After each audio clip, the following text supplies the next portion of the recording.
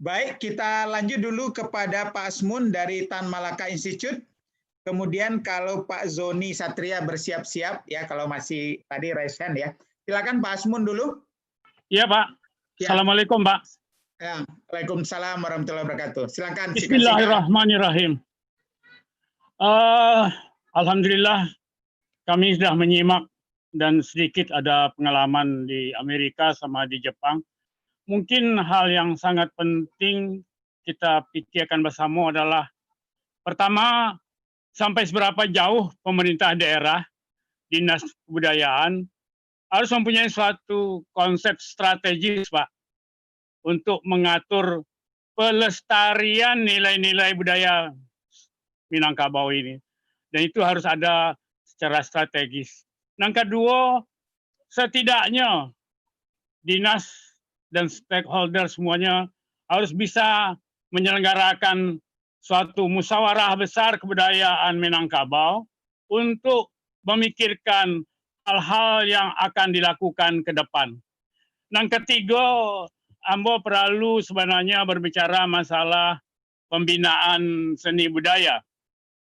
Karena kita akan berbicara masalah di hulu dan hilir, kaitan antara ranah jorantau.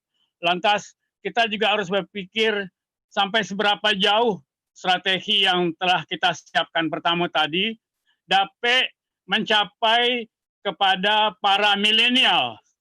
Nah ini barangkali perlu kita pikirkan bersama cara-cara pendekatan bagaimana Iko bisa sampai ke anak-anak muda supaya pelestarian seni budaya Minang Iko tetap berlanjut gitu.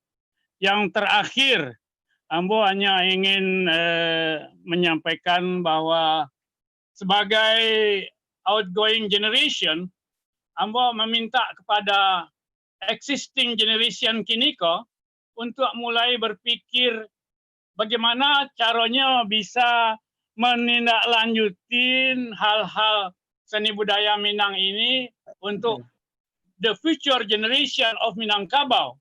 Jadi harus berpikir secara strategis demikian.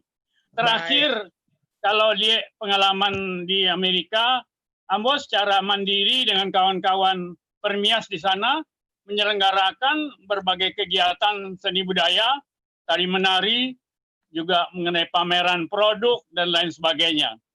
Di waktu di Jepang, kami dengan para PPI dan kawan-kawan masih ada generasi tentara-tentara Jepang yang pernah di Indonesia, mereka sangat membantu untuk menyelenggarakan kegiatan-kegiatan festival Minangkabau ataupun festival Indonesia.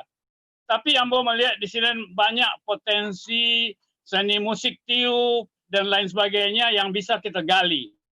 Dan ikon dan Ambo usulkan Pak Profesor Fazli, hal yang sangat penting adalah bagaimana kita berpikir kini mengadakan festival besar di Sumatera Barat untuk menggali setiap kegiatan-kegiatan ada kebudayaan di negeri-negeri, negara-negara, dan itu menjadi tontonan festival besar dunia. Dan kita dapat mengundang seluruh potensi market yang ada di luar maupun yang di Jakarta sendiri. Dulu kita mencoba untuk mengundang para duta-duta besar asing yang ada di Jakarta untuk datang ke Sumatera Barat. Dan inilah yang barangkali Pemda ataupun Pak Gubernur, Dinas Kebudayaan untuk bisa memfasilitasinya. Dan secara cepat barangkali Nanape itu pikirkan adalah mulai kita menyelenggarakan persiapan mengadakan festival besar dan setelah pandemik. Barangkali itu saja Profesor. Mungkin mohon maaf dan salam hormat dari Raja Adat kami, Datuk Hengki Novaran Arsil, Datuk Tan Malaka ke-7. Kami harapkan supaya